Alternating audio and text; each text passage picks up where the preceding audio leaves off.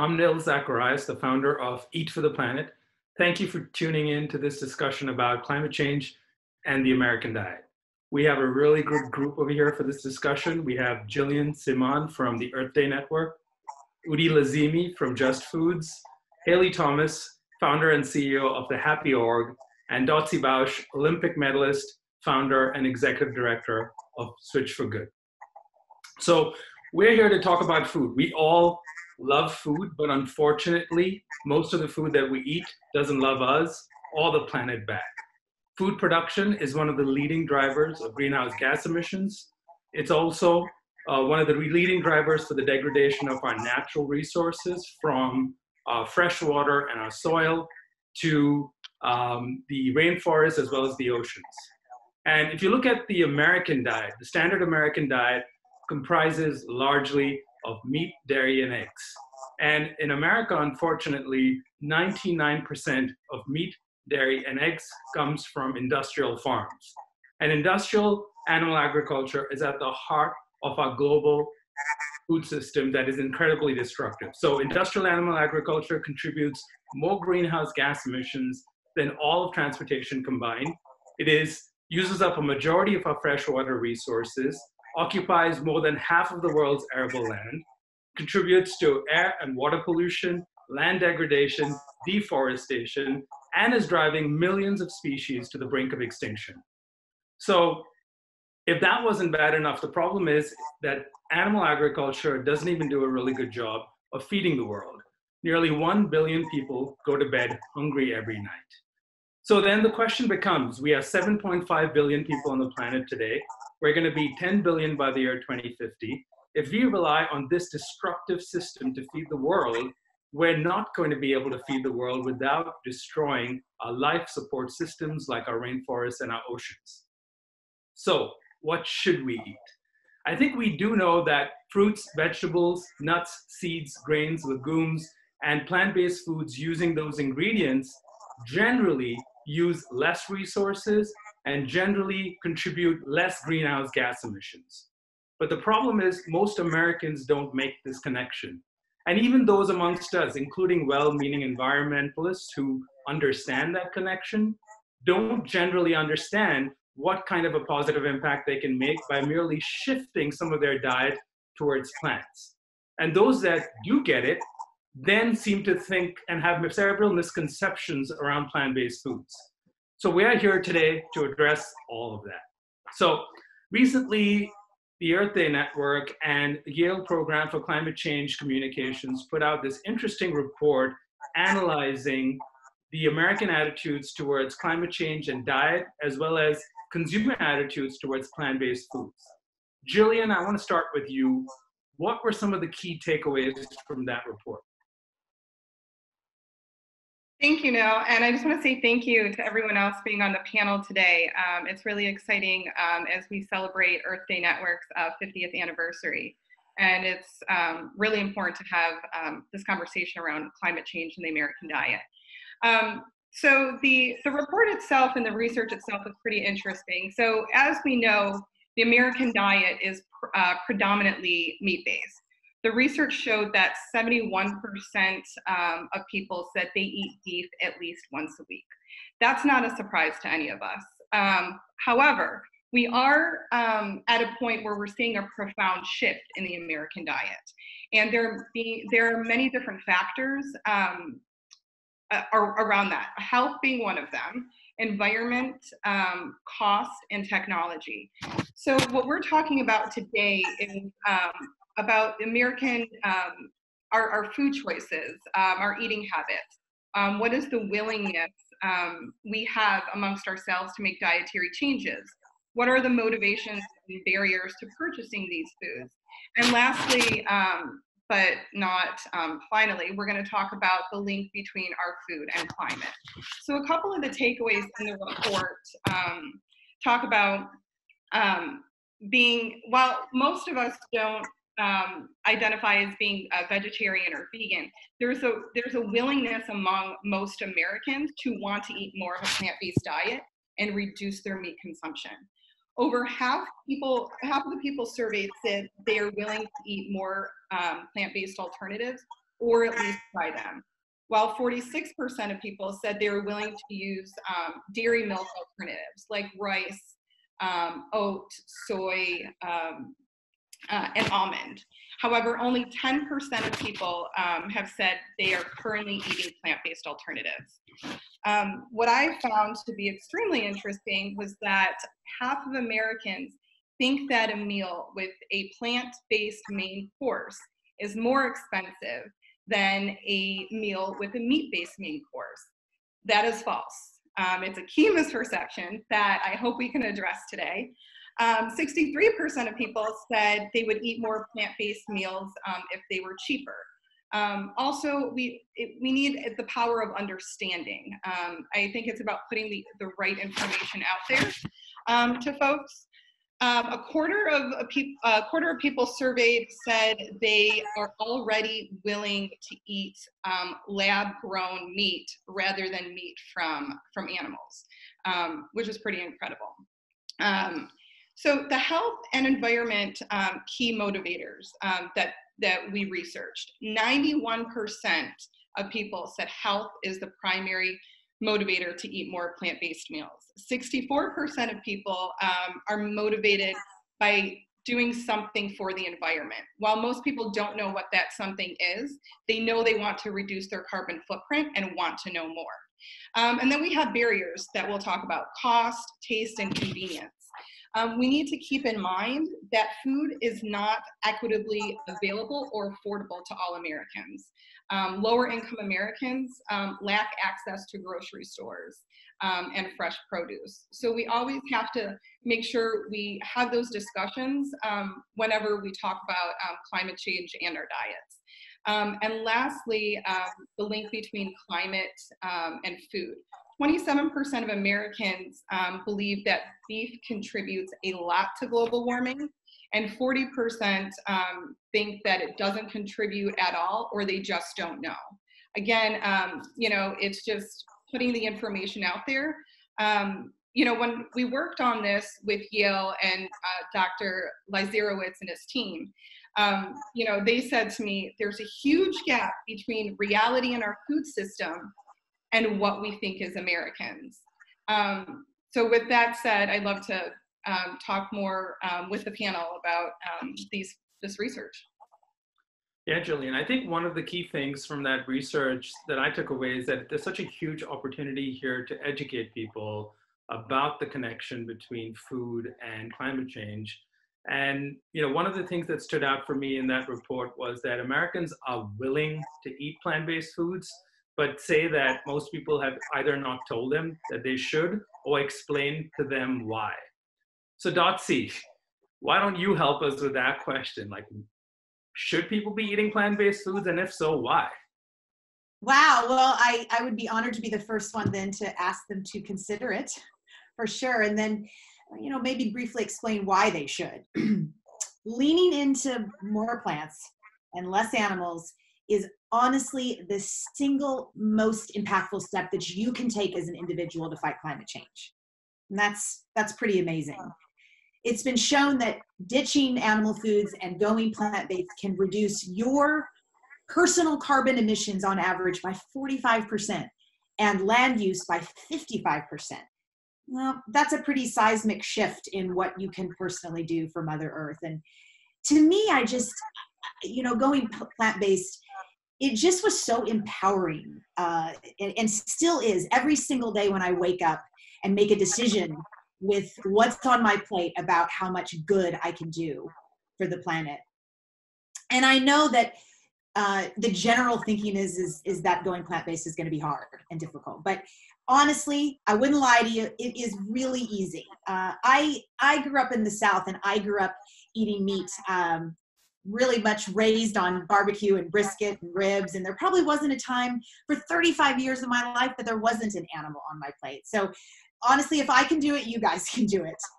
And I find plant-based eating just wildly delicious. And I feel like right now in this period of time that we're in, while we're practicing sheltering in place, it's the perfect time to give it a try. If this panel inspires you to do so, we're all cooking at home right now, and every night we kind of have that that time too, to experiment and uncover all of the joys of cooking with plants. Thank you, Dotsie. Great way to kick things off. I mean, really, it comes down to getting people to get outside the comfort zone and try something that seems daunting at first, but if you really give it a shot, it can be an entry into a whole new way of eating. So, one of the things, again, from that report specifically, but that we do know in general, is that personal health and nutrition tend to be the key motivating factors that drive people to choose plant-based foods. We've known that for a while, besides cost, of course, and taste. But if personal health is what's driving people, and we know, given the state of the world right now, it's an even bigger factor in buying decisions.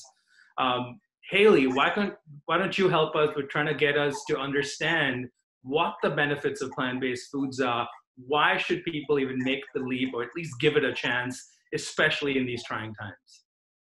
Oh, for sure. I mean, I think there's definitely a reason why, like, every mom on the planet has said, like, you need to eat your vegetables, or that it's important to eat a rainbow. And it's because plant-based foods are incredibly rich in phytochemicals and antioxidants that boost immunity and reduce inflammation, full of fiber that helps lower cholesterol and, of course, alleviate bowel issues and things like that. And so when we are engaging with plant foods and incorporating them into our diets, we're able to activate a really special part of health and wellness. We are able to dive into mindfulness that helps us to tune into the ways that our bodies feel and to adjust to that. And so I think that through plant-based eating, we really have an opportunity as individuals to just not only get to know food and where it comes from, how it grows, how it impacts us, but also to really reap those benefits and feel those energy boosts and to see symptoms alleviate. And so through that, it's really exciting. But of course, with any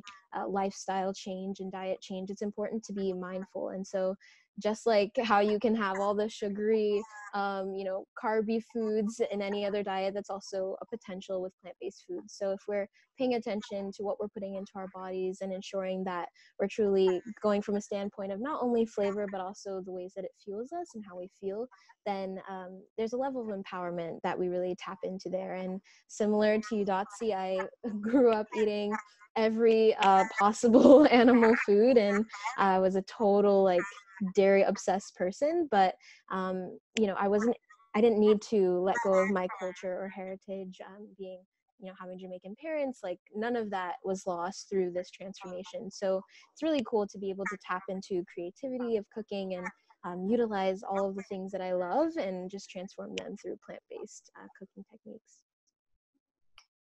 Thanks, Haley. Jillian, right in the beginning, you did mention something about in terms of barriers, right? Cost seems to be this barrier, whether it's true or perceived to be true, that is restricting some people from giving plant-based foods a choice. And then, of course, when we say plant-based foods, there's a wide spectrum of foods we're talking about. There's the produce aisle, and now there's even the meat section where you can get plant-based meat in, right? So, Udi, you work for a food company. Can you tell us whether this cost barrier, is it real? Is it a perception? Can you help separate the fact from fiction here? And plus, the secondary question I have for you is that if you're a manufacturer of plant-based foods, how do you compete with meat, dairy, and eggs that is kept artificially priced low because of subsidies? I know that's a really big question, but let's address the cost issue and see how we can get better on that. Yeah, absolutely. So at Eat Just, our mayos, dressings, and now excitingly our Just Egg, which is a totally plant-based egg product that you can actually find in all the retail grocery stores, and when restaurants open back up, you can find them there too. Our company has from the beginning, since we started a few years ago, really led with the philosophy that if products don't A, taste phenomenal, and B, aren't accessible, we're not going to change the world. And that's really our mission. And I believe, talking to many other leaders in the food space and the food industry, that's also their mission. And based on what we already heard today, plant-based foods, opportunities to buy plant-based, the different alternatives that are in the marketplace right now are really an incredible opportunity for people to make a difference. But one of the things that I think is challenging is that people believe, as was said, that it is more expensive. And so we're really trying to break that perception, that misperception, really. So, we've been working really hard to bring down the price of our products to make it available to millions more. We're going to keep working to bring that cost down, more points of distribution, retail, food service. The more that the interest grows, the more that the industry as a whole can bring the price down. But it actually hasn't been an impediment to market growth. Contrary to that belief that Jillian brought up from the study, it's actually incredible to see the success of plant-based foods in the market. And I think it's largely due to the fact that now technology and culinary artistry has come together to make products taste incredibly good. And, most people can't tell the difference with our product, that it's between a plant-based egg and an egg that comes from a chicken. And yet by purchasing our products, people are saving 98% less water, 94%, 95% less CO2 emissions. And it's just staggering, the impact, and zero cholesterol, et cetera. But, consumers, I think, are really behind it in a lot of ways. And it's just a matter of kind of this wave that's growing, and people are jumping on board. Recently, we've seen that sales have just been phenomenal in many ways, and not just at Whole Foods and kind of the natural food stores, but at Walmart. And we've had 86% growth since last quarter in 2019 to this quarter. At Kroger, nearly 50%. We're in all Krogers, all Walmarts, Safeways here in Northern California. And we just launched in Whole Foods a Just Egg Folded, which is like a patty that you just throw in a toaster and throw it on your sandwiches or burritos or however you want to eat it really, really quickly. So making things accessible is a key to the success of this industry. And there's costs to manufacturing, there's costs to the raw feedstock. And just to mention, I manage a network of farmers around the world that we source from, specifically things like mung beans, which are the protein that allows us to make Just Egg. And the key is to incentivize farmers to be able to grow these products, to work with the government, to work on policy that can incentivize growers to be able to produce these crops, because it is very difficult to compete with soy and corn, which completely dominate the landscape in the US and around the world. So the more that consumers are able to see that these products taste incredible and are competing and don't have to really tax your wallet, the more demand, the more we'll be able to produce more of these crops and compete with these, highly subsidized, and even create new subsidies and new support systems through USDA and others that can support emerging plant proteins for people that want to choose to eat more healthfully and better for the earth. Yeah, Udi, I think you're so right that the odds seem to be stacked against plant-based foods if you look at the way agricultural policy works. But at the same time, plant-based foods keep growing year over year and defying all the odds, which tells you that there's consumer demand for it. And finally, now you have companies such as yours that are rising up to that challenge and developing really good tasting, accessible products that mimic foods that they're used to, that Americans love, right? Like meat, dairy, and eggs. But one of the other barriers that I want to bring up is this issue around health and nutrition. A lot of Americans still seem to think that you can't really get most of your nutrients by using substitutes or eating plants. And Dotsie, you're a great example of a human being who has thrived eating plants, obviously. But yet, if you look at the media and you look at some of the health experts, even, there's mixed messages being sent to consumers around what's good for you from a nutrition standpoint. Let's just take dairy as an example. It's an entire food group that most people in America and across the world actually are better off excluding from their diets. Yet, if you ask most people on the street, I would say 9 out of 10 people would think you need dairy in your diet. So I'm giving dairy just as an example, but what is your take on plants and whether they lack nutrients, and can they make up for the meat, dairy, and eggs that we're so used to. Yeah, well, Nil, you hit the nail on the head when you said media, because media gets their information, obviously from a variety of sources, but most notably is big industry, right? And big industry feeds us only the information that they want us to hear so that we buy their product, whatever the industry might be. So inherently, that information is going to be slightly skewed. And I personally think as human beings, we need to start thinking a little more critically for our health and the health of our families, and we need to be asking more questions. Because we have been fed a completely false narrative our whole lives, myself included, and that's that we need animal foods to grow big and strong. When the truth is, we need nutrients to grow big and strong. And the package that those nutrients come in does not have to be from animals. In fact, it can cause great harm. You brought up dairy, so let's just take dairy for example. We've all heard that milk does a body good. But the reality is, when you look at the science and the research, cow's milk causes a plethora of complications in the human body, from severe intolerances to lactose, to allergies. It's a conduit to asthma and a host of breathing problems. It's also host to developing hormonal-based cancers, and it's very inflammatory for the human body.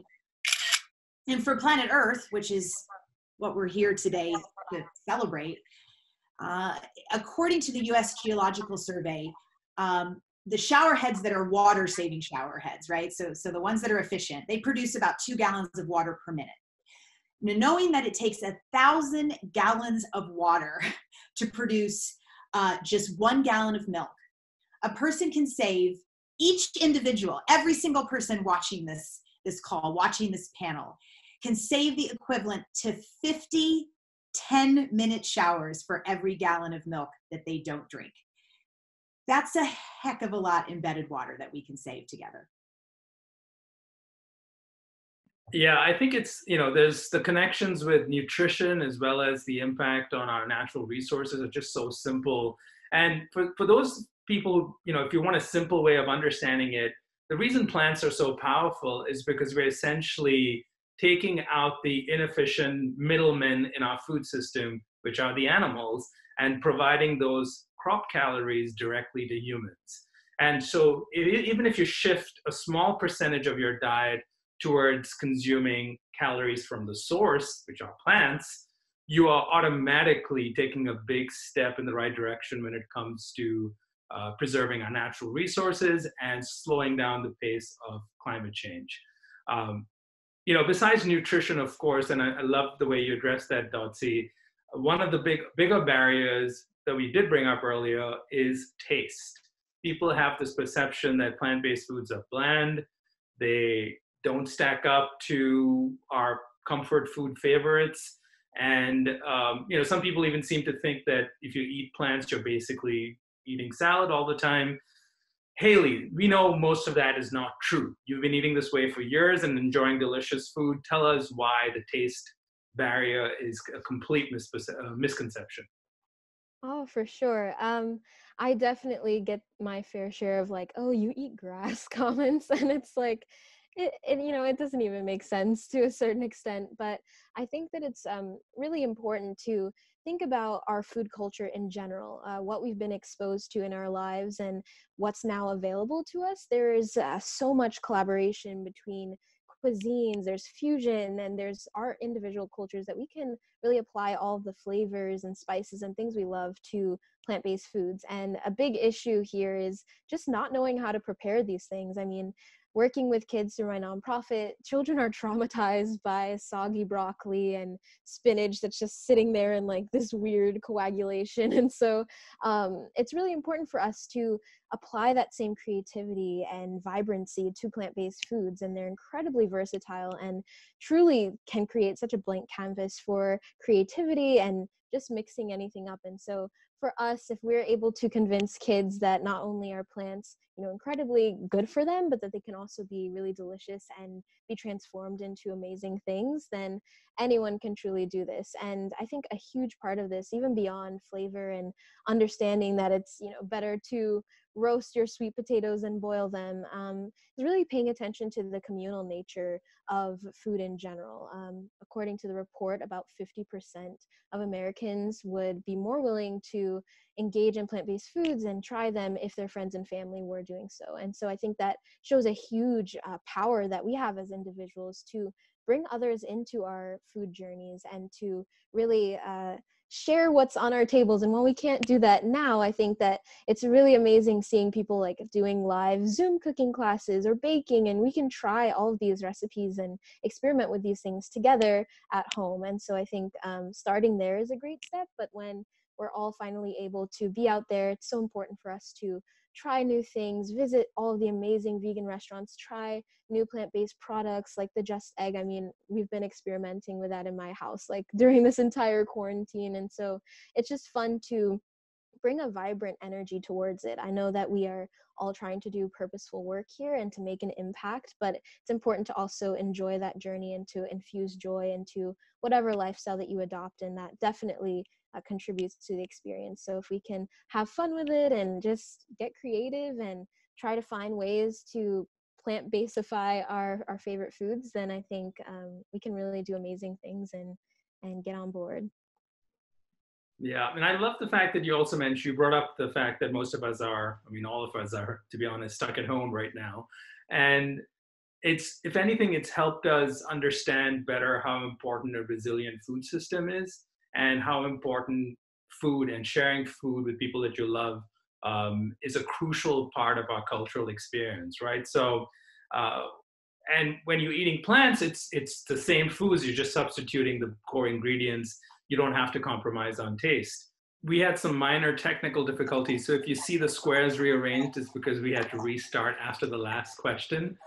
So Udi, I know from your perspective, you guys are working on really cutting edge, important products that are mimicking the taste and texture of animal-based foods.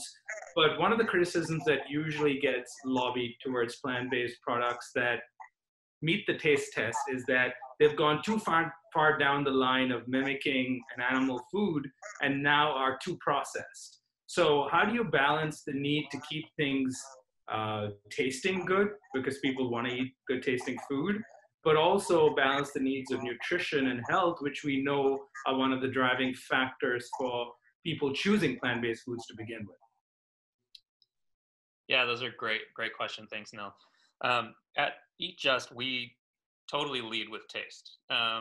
Taste is so critical to what we do, making food accessible to people that tastes delicious. That's been developed by our in-house team of Michelin star chefs that have made a Just Egg product that tastes and looks just like eggs, like you said. I think there's a misperception that meat products and dairy products are somehow not processed, generally speaking. In fact, that's not true for the most part. Most of the meat that you would find in the grocery store and restaurants has been heavily processed. And that's not really spoken about. Yes, our products are manufactured. They're a combination of different ingredients of plant proteins and different oils and water. But for the most part, that's in many ways the nature of how our society brings food to the world. And we're working as hard as we can to simplify, clean our labels, to create the healthiest, most sustainable products possible. And we're on V1 and V2 right now of our Just Egg liquid product, which scrambles like an egg in a pan when you pour it in, or a folded product, which you throw in the toaster or bake. But V3, V4, V5, those are the versions that are going to be increasingly more nutritious when we add new, different plant proteins and different vitamins and minerals to improve the nutrition. And at the same time, finding ways to reduce the impact of processing, reduce kind of all the different things that people might not want, which right now we haven't heard negative feedback, but we're always striving to make it better. In fact, I'll just close with saying that our goal is not to mimic an egg. It's to make a product that tastes incredible, that people will want to choose, just like they originally chose eggs. They'll see it as something that looks and tastes like something they're familiar with, but has even more potential nutrition benefits. And you know, the sky's the limit in the plant-based foods space, I believe. We've had some really interesting insights here. Jillian, I want you to kind of help us translate some of these insights into something actionable that we can offer to people, so everyone can take away something from this that they can really look at as the solution to some of the problems we're facing with the climate crisis right now. Sure. Well, one thing I will say, the most immediate action that we can all take right now for the betterment of self and planet is to adopt a plant-based diet. Heart disease is the leading cause of death in the world. And one of the biggest contributors to that is red meat. We have to take a closer look as to, you know, from red meat and heart disease to our greenhouse gas emissions. And what is there a common denominator? What, you know, what's the force behind it? And it comes down to animal agriculture. It comes down to what we're putting in our body, meat and dairy. So, you know, our call to action is try to adopt a plant-based diet. And if you can't do it all at once, which I know is hard for a lot of people, commit to going plant-based once a week. Give up meat and dairy and eggs once a week. If you're already doing that, great. Try to do that once a day. And you'll start noticing how much better you feel. I also encourage people to watch Game Changers, which Jotzi was featured in. And you'll see the athletes really talk about their performance levels, the health benefits, and we could obviously see, especially now, what is happening in the world, what animal agriculture, what toll it really does on the environment, from pollutants to animal suffrage. So I would say our call to action is really to encourage people to take a closer look at adopting a plant-based diet. Thank you, Jillian. And I just want to kind of close with this thought that a lot of people, when they think about climate change or they think of the state of the world right now, it leads to a lot of fear and dread and uncertainty about the future. And I think it's important, for people to walk away from this conversation to understand that climate change is something we should be concerned about, but instead of the narrative of fear and dread, how about we look at it as an opportunity for us to change, to create a better world, right? To create a world where food is just, equitable, accessible for all, where the food we eat actually restores our health as well as the health of our failing ecosystems. And imagine, what if we created this new world where human beings thrive on this planet in balance with nature rather than at odds with nature? And I think most people might think, they don't run the government, they don't run a food company, they don't run a nonprofit, maybe they don't have the power. But to your point, Jillian, and to everyone's point on this panel, each of us as individuals have the power 3 or more times a day when we sit down to eat, choose plants, use your power. I'd like to just close with that. Thank you, everyone, for joining the panel today and for your really amazing insights.